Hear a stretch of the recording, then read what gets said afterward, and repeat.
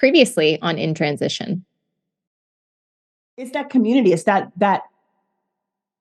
it's that strength to be able to be vulnerable and to be vulnerable in very, very public places, to just kind of shift a room, to kind of shift a vibe, shift an energy. But you're bringing a human aspect to a professional person or to a professional atmosphere where honestly, my opinion, that may make that professional atmosphere that much better because now you're creating a bond, you're creating a chemistry, you're creating a sisterhood, a sorority, if you may. And that just, so people become more invested in one another, but they also, because of the commonality and the common spaces that they share, you're actually creating a commitment to one another to make that space better, if that makes sense. Yeah. I think workforces want or should aim to be inclusive. But part of being inclusive is knowing who is there. You can't assimilate, like there's no one role, there's no one way, there's a diverse way, there are multiple perspectives. So part of inclusion, even within the workforce, is I'm part of this tribe that has navigated infertility. Anybody else? Yeah, me too. Yeah. She was actually somebody that I worked directly with. It fueled our passion because it fueled our empathy. Like, yes, we were both recruiting on the same recs and recruiting for the same team, but she knew what I had overcome. And so we were able to build a bond that transcended the workspace. Now it's into the community. Yeah. Companies have a calling to be better, to do better with regards to inclusivity and with regards to true belonging, and then defining what that looks like. Stop running away from the conversation. I think it really is just a conversation. All it is. Yeah. All it is. We are so excited to be back for part 2 of this conversation. If you haven't listened to part 1, we encourage you to go back and take a listen. Now on to the show. Yeah. I just think people just get to the space like, I can't let anybody know this is what I'm going through because this is my work family. Yeah, it is your work family. But you spend way more time with your work family than sometimes you do with your family. So why can't you just have both? And at least give it a try. Run the flag up the pole and see if anybody tries to shoot it down or bring it right back down. But at least you tried, and you never know. There may not be a immediate effect, but people remember the stuff that you say. People remember the stories that you share. People will remember the vulnerability that you have exposed of yourself. And somebody may come up to your cubicle. Somebody may slide into your DM. Somebody may stop you in the parking lot or whatever. You're helping people. And I think that's above all, that's the universal purpose of every single person on this planet, which is to help and to serve. Yeah. Well, it sounds like that's why Global Wheelhouse is in existence. Yeah. Right? And DeAndra's trying to do things differently. So what did your journey through all of your infertility, IVF teach you about being an entrepreneur? Yeah, that's a good question. It taught me that no matter the obstacle, you cannot give up. You have to persevere. And that research, education, surrounding yourself with the right tribe, surrounding yourself with people that are smarter than you, all of those things that I needed to do to get me through IVF is exactly the same tools, principles, skill sets that I'm applying now. I don't want to be the smartest person in the room. I don't want to have the only perspective. I want to journey with people who have also navigated different tough things in their life. That's character building. That's sweat equity that can't be taught. Global Wheelhouse, while we have a team, we all come at this with an entrepreneurial mindset. Every person who's on our team right now, I have said, I'm so happy that you're here. Number 1, what has God said about your decision? And number 2, why do you want to be here? What fuels your passion? And number 3, I cannot wait to say, thank you so much for the contribution that you've made here. I'm so happy you're about to go start your own thing. I'm happy that you were able to use this as the building ground to try something, but along the way, like really make an impact and really make a difference in somebody's life and in someone's career and in someone's confidence. Like that's why we're here. And that's why I lead every conversation with saying we're a social impact global staffing firm, because the recruiting part of it, that's the easy part. We have over 50 years of combined experience. So within tech, HR, retail, manufacturing, engineering, we can do any role, but who we really are we're a bunch of recruiters who really care. We're a bunch of people who's really gone through some tough things. And we're a bunch of people who really care about results. We want you to enjoy the work company that you're going to, and we want that work culture to be serious about building a culture of inclusivity and diversity and perspectives. Like, we're serious about it. Mm-hmm. So I imagine that only partners you with certain types of employers and people looking for roles that fit that kind of mold too. Like, it's inspiring to hear organizations that exist to make an impact first, and not trying to hold back other women. Because how many times do you ever hear anyone being like, I want other women to come in here and be able to succeed and go do their own thing? Like, you don't hear that. First of all, women are catty by nature. Hold you back. Yeah. So, I mean, it's almost like you will never hear that in a common workspace, in a common professional setting. But, you know, you're the CEO of your own company. You can tell them, this is what I want to do, and this is how I'm going to run it, and this is what I do. This is non-negotiable, you know? So, I mean, you're changing the entire face of how people how people move in corporate spaces. Like, you don't want to hold anybody down. You don't want to keep them hostage. You want them to spread their wings and ultimately leave the nest, you know? Yeah, that's the goal. Entrepreneurs create jobs. That's the goal. Like, the workforce has a lot of jobs, but where are they at? It seems like, right? Like, yeah. Where is it at? But entrepreneurs, that's literally how you impact communities, by creating a business, because when you create a business, you create roles, you create opportunities for other people to thrive and to grow and to experience and make their passion their paycheck. Yeah. Yeah. So many people think they can't make their passion their paycheck. Oh my God. There's 3 women on this podcast right now that have literally made their passion their paycheck. So, okay. Well, what do you say to the women who don't believe that, or like, nah, it's like a pipe dream? Yeah, I think it is important to really ask yourself, what are you truly passionate about, not what you're good at. Yeah. There's a difference in that. I talked to a woman who has been in finance for the last 20 years, amazing, skilled, senior, but was let go from a company. And so I had asked her, if you could do one thing for free, what would it be? But like, for real, like one thing all day, and you would be like, I'm just in my happy zone doing this. Like, what would that be? And she was like, to be honest with you, I want to make cards. And I was like, tell me more. And she's like, I enjoy making cards, like the design of it, the writing of it, the giving it to somebody and seeing the joy that can be invoked from a card. Like, I enjoy giving back in that way. And I was like, okay, cool. What else fuels you? And she's like, I like the homeless. I like volunteering. Oh, wow. Okay, cool. So if you could do those 2 things all day, what would that look like? I don't know, maybe I can make cards and like give it to homeless. I said, okay, cool. Like, so you have to first figure out, like, what is it that you're passionate about first? Because maybe it isn't what you've been doing the last 20 years. Maybe that's why you're like, you can't make this I can't make this. But like, listen, there are TV shows that are TV shows about people watching other TV shows. Yeah, that's weird. That's really weird. So you cannot tell me. And they are passionate about sitting on that bed, letting the camera record them while they talk about whatever show they're watching. There is always a way to make your passion your paycheck. You have to first figure out what your passion is, and then start to act towards that, define that. Who's doing that in that space? Find your community, ask those questions. That's where comes the research, and it comes the steps towards moving in that direction. But starting off with it already like, that'll never work, then it will never work. If I had stopped when that lady told me you'll never be able to have a baby, you wouldn't have 2 daughters. I wouldn't have them. I wouldn't have them. And she's a professional. Again, she told me her professional went to school for opinion. Upon this data and these statistics and the way the anatomy of the body is, you cannot. And I said, thank you for your opinion.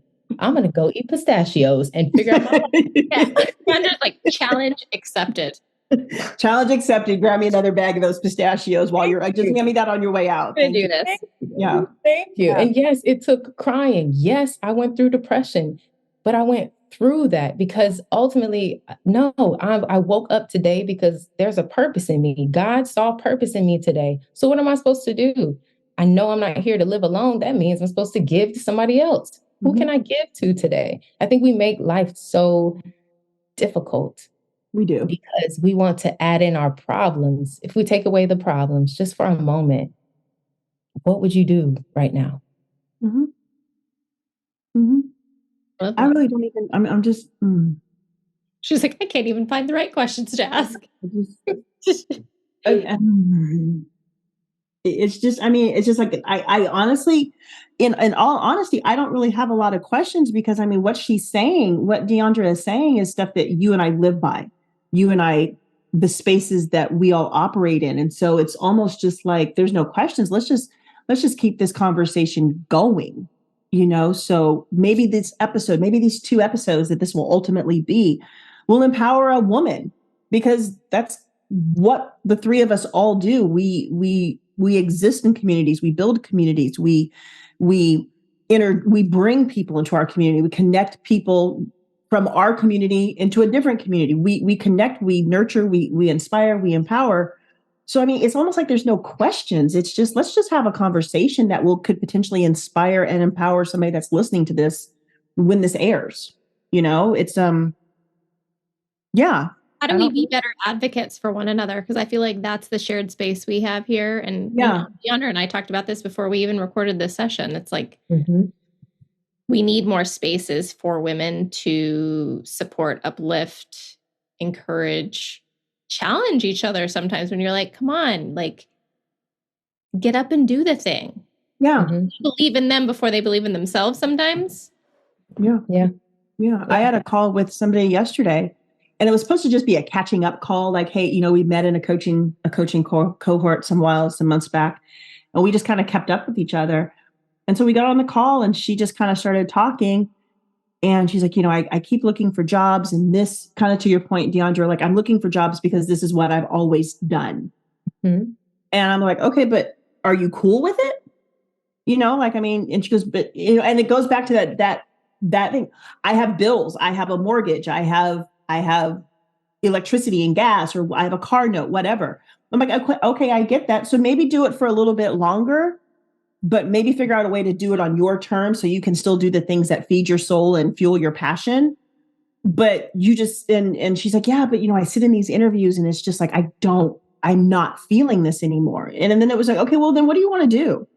And she just started laughing. She goes, I knew you were going to ask me that. Well, what is it? What do you want to do? She goes, something in wellness, something in this, something in this. I want to go into spaces with people of color and show them that they can meditate and they can do Reiki and they can do this.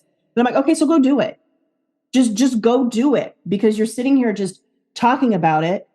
Just go do it. Okay, you know what? You want to do a workshop? Okay, let's figure out the workshop right now, but go do it because you're being given all these opportunities and all these blessings. So that's a sign. There's a reason that you're going to these job interviews and it's not working. I went through that, last year, Lauren, where I think I decided to dip my toes back in the W-2 world. And I was just like, yeah, I don't know. And it got down to, I don't really want to have to ask somebody if I can take a day off. But then it was also, I would just see signs. Like, I would get back from the interview and my mom would be like, how was it? No. It wasn't like, oh my God, I could do this. It was, I knew I could, but it did nothing for me. Yeah. That's a sign. Yeah. And I'm sorry. Go ahead. To Lauren's point, we've all done that. We've all taken the signs, taken the messages and been like, okay, I've heard this like 7 times and it just keeps getting louder and louder and louder. So there's something to this. I'm going to be realistic about it. And I'm probably going to work in this space because I know I can generate income, but I'm also going to put more into this space. So ultimately this doesn't feel like a job. And I hate to say it, but I'm making money off it. I'm surviving off of it. And then this is just like, I can kick this to the curb when I need to. But there are not enough women that advocate for that in other women. And I don't know if it's because of fear. I don't know if it's because of feeling that somebody's going to one up you. I don't know, but I hate it. Yeah. You know, Yeah. we got to be each other's best cheerleaders, as well as we need to be one another's best cheerleaders and best tribes, as well as being our own personal best cheerleaders. But even being your own personal cheerleader sometimes just doesn't cut the mustard. You need that tribe. You need that community. No, really. You really do. You need somebody to remind you that you're beautiful when you feel like, girl, what? I haven't done my hair in 8 days. Like, you need somebody to tell you that you're a boss and to remind you of that project that you did so great on, or that person that you helped, or like you need that to fill your cup, especially for women who are connectors. Connectors mean that we're also attractors. So we're always giving, giving, and we get depleted sometimes. It's okay to recognize that. It's okay to take some rest, whatever that looks like for you. For me, rest looked like the other day I was hiding in my closet because I was the only space that nobody could say, Mom, I need you. And I was eating my Snickers and I didn't have to share. I mean, at least it wasn't a bag of pistachios. I mean, if you were about to say that, I'd be like, oh my God. I think I'm done with pistachios for life. Like, you're still on that? I mean, because I thought that was like 5 years ago. We're over it. But y'all need to come check on me if I say I'm still eating pistachios. Come check on me. Your girl going through something. It's like Lauren. I think that we could all be better advocates to women when we can be better advocates to ourselves. Like, and really mean that. Like, you better start moving towards your purpose before you be provoked to purpose. Yeah. Me being laid off for the 5th time provoked me to purpose, because after filling out 300 job applications and hearing nothing back and connecting with recruiters, I had even spoken to 2 direct CEOs and told them, listen, I will come into your company and here's the structure that I'm thinking about bringing. And both of them said, it sounds like you need to start your own thing. Have a nice week. That's a really, really big sign. Yep. So you better start moving towards your purpose so that you can figure out how to get through. You can write the rule book. You can have the toolkit to help that next woman get through it. I think women, we get so stuck in our heads because there's this thing that we want to be, but we don't know how to get there. And so when that woman beats us to it, then we're like, well, how'd you do it? When really it's like, hey, sis, how did you do it? Yeah. Help me. Like, really help me out. So we'll be better advocates. Yeah. Yeah. And you know, the really genuine, authentic women do want to share that. They want to share their story and they want to take you under their wing a lot of time or help you out. Like, who do I need to introduce you to? Or what can I share with you that might help you along the way? Yeah. But I love what you said about being provoked to purpose, because I think so many people are waiting for that. But you know, it's going to happen. And then I will. But why does there have to be the and then? And then. Yeah. It's got to be this thing fuels this thing. It has to all work together. Even the candidates that we're helping, I'm like, okay, what's your ultimate passion? I want to get into film. Okay, well, we need to start thinking about jobs, whether they be entry level, whatever it fits in your seniority, right? That align with that passion so that that paycheck fuels your passion to do your thing. Or if you're in finance and you're wanting to do the cards, right? Let's just use that example. Then use that finance job, start setting some money aside so that you can have the resources to start that purpose. It's all has to be connected to the purpose. You've got to first like really do the work, and do the work really just means sit with yourself and write like, what makes me happy? I found out what my purpose was by me writing on a piece of paper, what makes me happy? Going outside, yoga. I just wrote down all the one words that made me happy. And I said, okay, from this list, what makes money? How I could do yoga in the park with other moms. Like, so it's about making the thing work to fuel your passion, but never forgetting who you are. When you go to these companies, you are not just a recruiter. You're good at recruiting, but that's not all of you. That's a skill set. What else are you? What else are you bringing to the company? What else are you bringing to your team? Everywhere that you go has to grow, and not just in the results in which you produce, but the space that's felt. Yeah. I don't know if this is, well, heck, I'm gonna say it's our podcast. I can say whatever I want to say. She needs to meet Myra if she hasn't already. We got to introduce you to Maeve and Myra. Yep. On another episode. That could be that she's on another one of our episodes. We recorded with her 2 weeks ago, something like that. But like that. Yeah. Yeah. And I keep thinking about this idea of how we regret all the risks we never take. Mm-hmm. And I think that's one of the biggest regrets of the dying. It's like, you don't regret the things you did, you regret the things you didn't do. Mm-hmm. Why do you think we're so risk averse? Mm-hmm. Why are we so scared to follow our passion?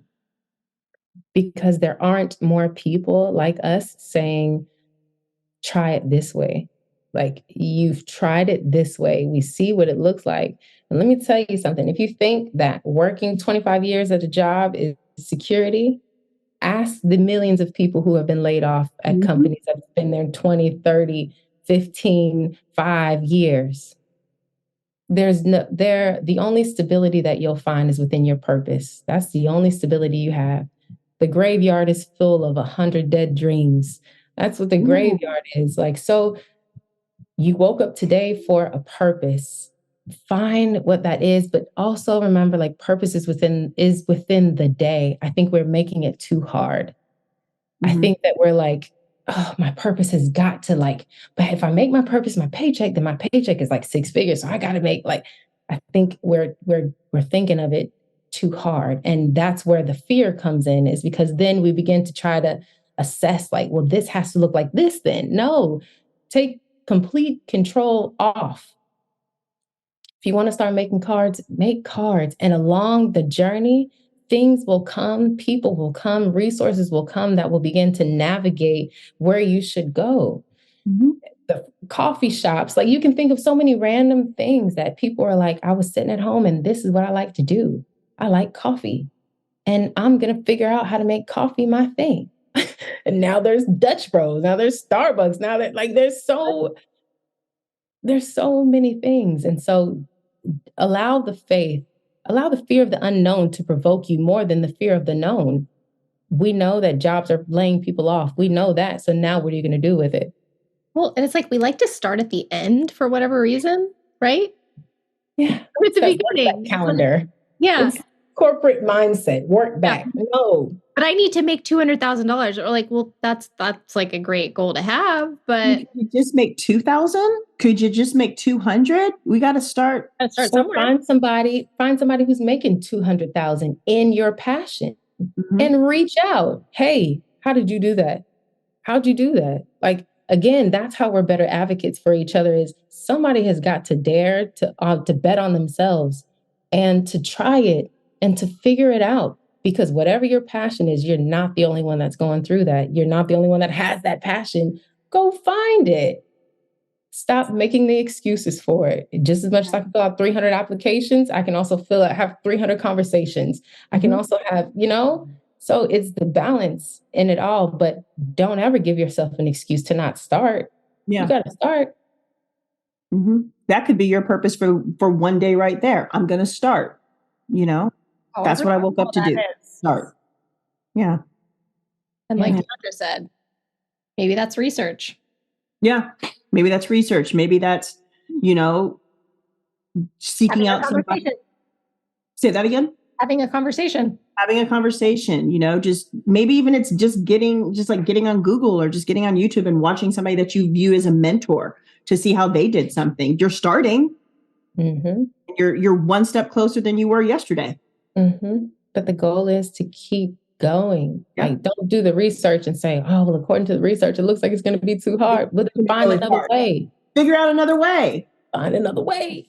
Well, and I think a lot of women, I know I was one of them, we get stuck in that analysis paralysis of like, I can do the research forever.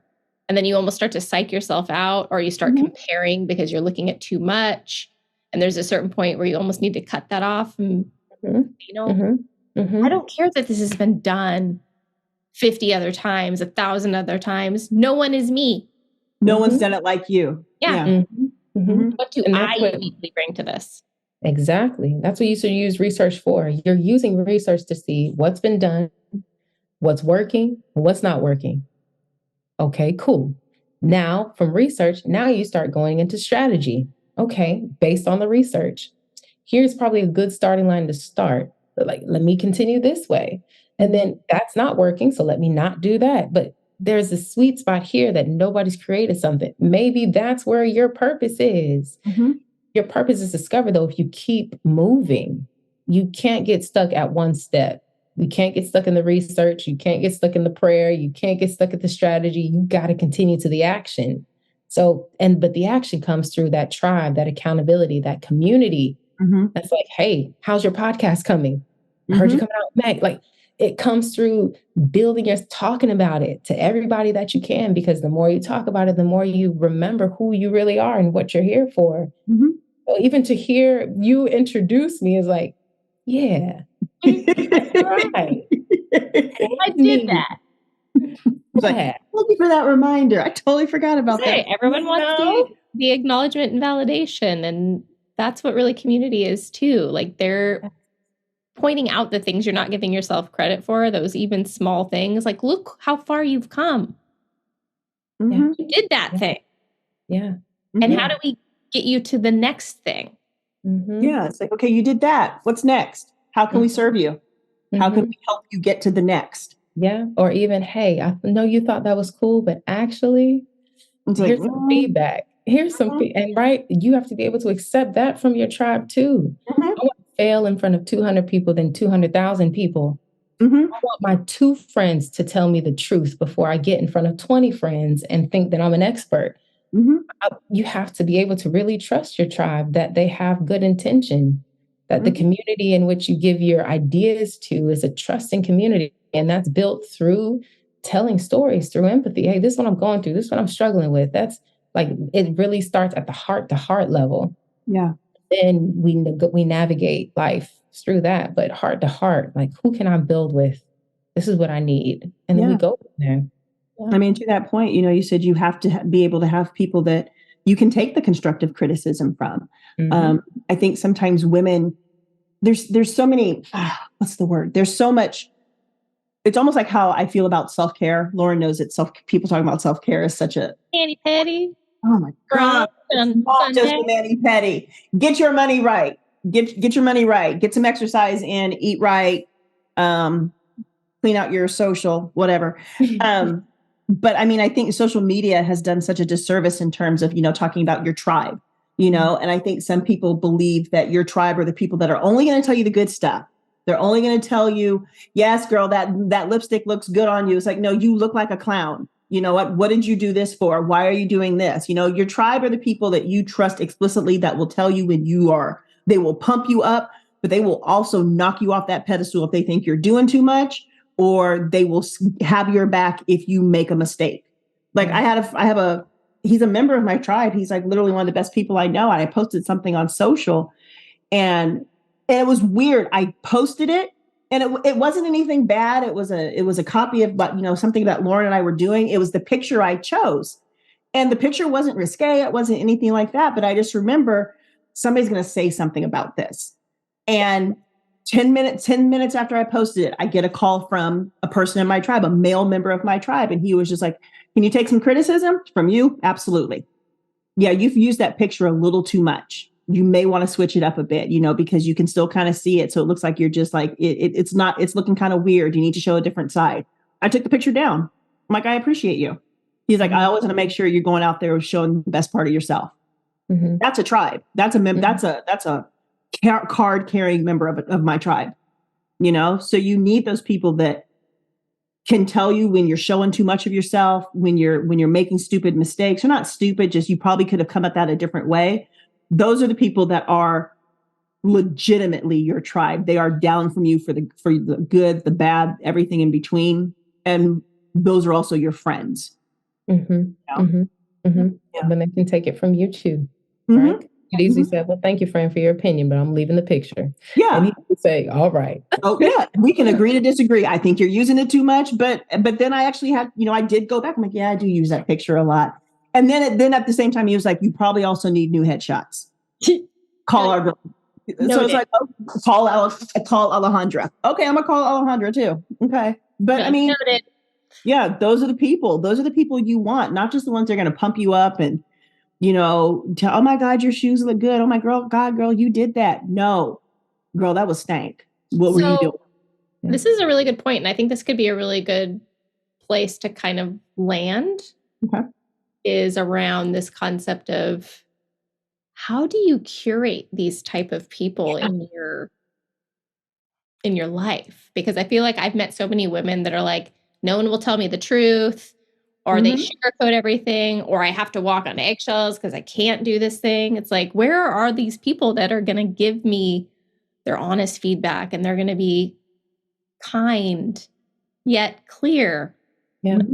Yeah. I'd said, whatever you want to attract, you have to give.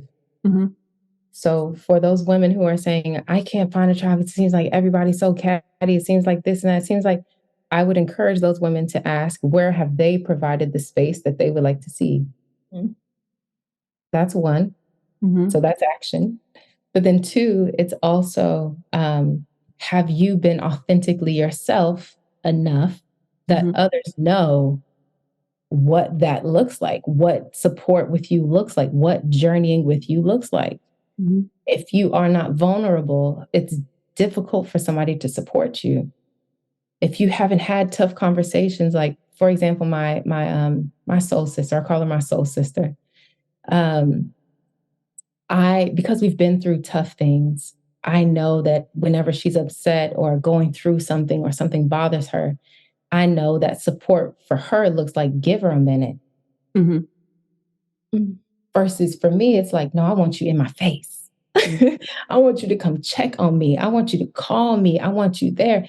But we wouldn't know that, though we're so opposite, we wouldn't know that if we hadn't taken the time to find commonality. We're both moms. Our kids are kind of similar in age. We have similar backgrounds. We have views on relationships. We love recruiting. Like, we have so many things. And so I was able to find tribe and connection with her because I had to start giving.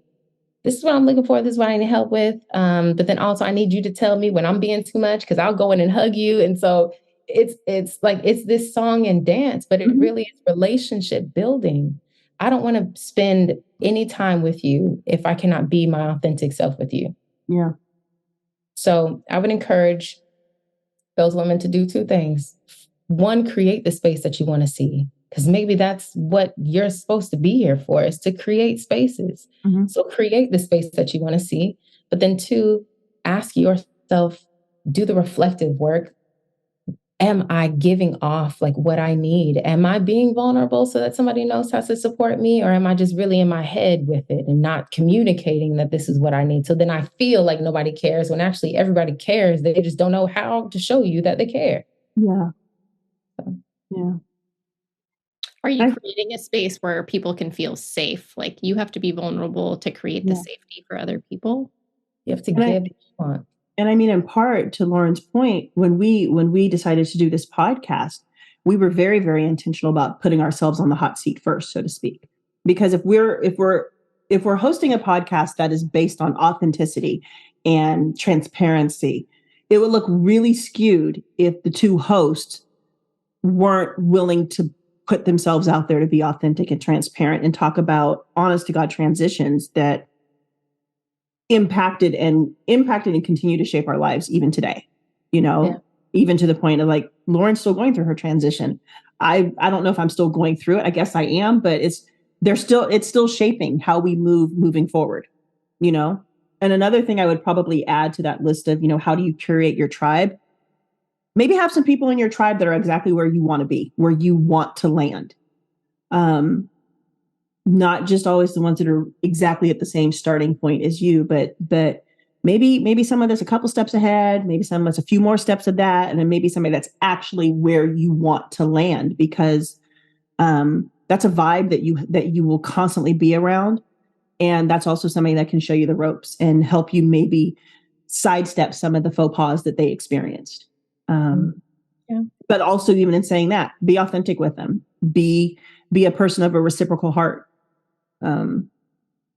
Because that's the only way that the genuine essence of tribes are going to work, and that you're going to get what you need out of them and what you're going to put into them. It's going to incentivize you to put that back in it. Well, and I think to bring that full circle with what DeAndra's doing is like for women looking for roles, she's trying to basically connect you with employment opportunities that do align with you, that could be people that are part of your tribe. Because let's face it, how much time do we spend at work every day? Yeah. If you're drained every day going to a job where the culture is toxic or not supportive of where you want to be in your career, what is that adding to your life? Probably not. I was on a call with somebody like that yesterday, and she's like, I used to get so excited about going to work, and there was this element of this feeling of team and everybody working together and this happening, and we were working towards a common good, and that team has dwindled, to a handful of people, and it's just like, I have to go. But then I flip the script. I'm like, okay, well, tell me about your passions. Face brightens up. I did this, I did this, I did this. I'm like, okay, well, let's keep you going towards that. Let's get you out of this pigpen cloud over your head type phase, because you only get this one life. So do it. Do it the best way you can, and do it the way that feeds your soul. Yeah. Yeah. Well, so I you think just need someone to ask you the question like DeAndra does. Like, what do you actually want? What do you want? If you could, it's almost like that age-old question, like if you knew you couldn't fail and you knew money was no object, what would you do? How do we steer you in that direction? Yeah. But really don't be so quick to just answer it based off of what you've been successful at. Yeah. Maybe what you're supposed to do, you've never tried yet. So let's try it. Yeah. Let's try it.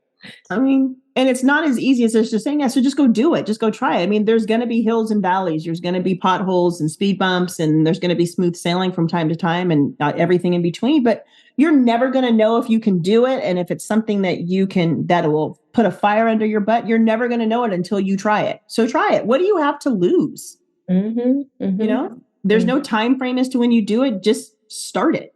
Start. That's been the theme, right? Just start. Just do it. Oh my God. You'll happily get in your car to start it up to go drive to that job. You don't know if you're going to get into a car accident. You don't know if it's going to rain. You don't know. You don't know. But you get in that car and you go and you go. And why? Because there's something there that is fueling what you need right now. So let's change the end goal so that no matter the obstacle, no matter what you see, what you keep going. You have to keep going, and you have to start and keep going. Yeah.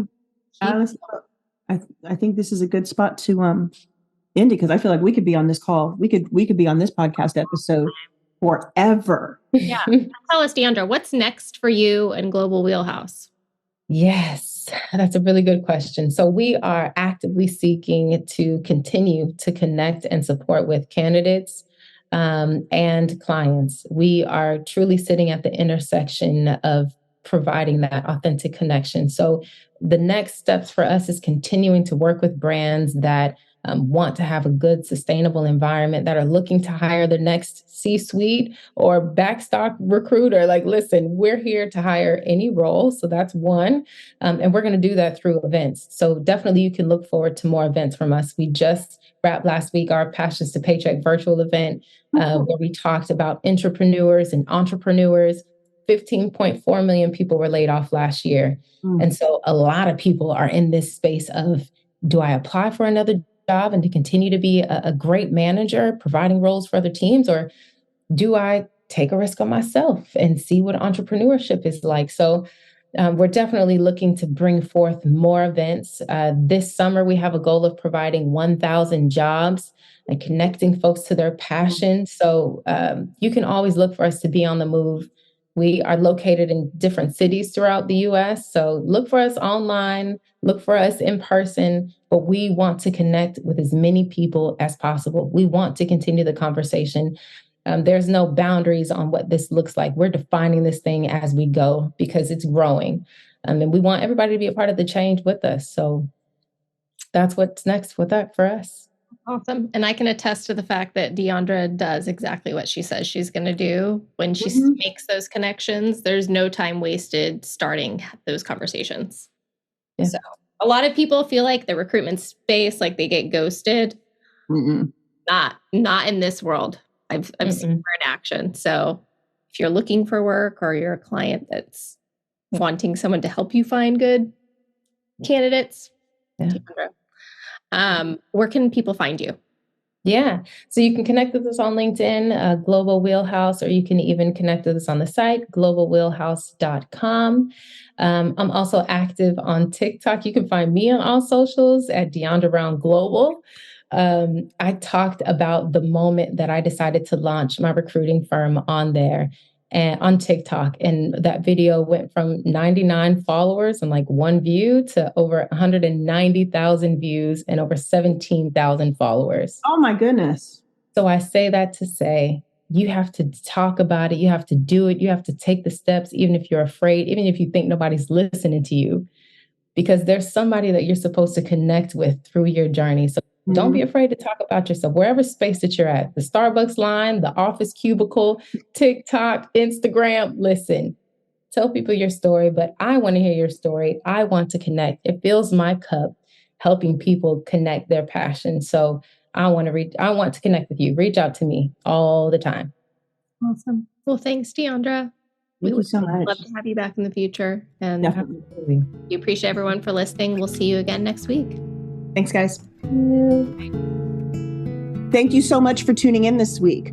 We appreciate our listeners more than you could ever know. If you liked any part of what you heard, please, please, please do us a favor and follow the podcast so you never miss an episode.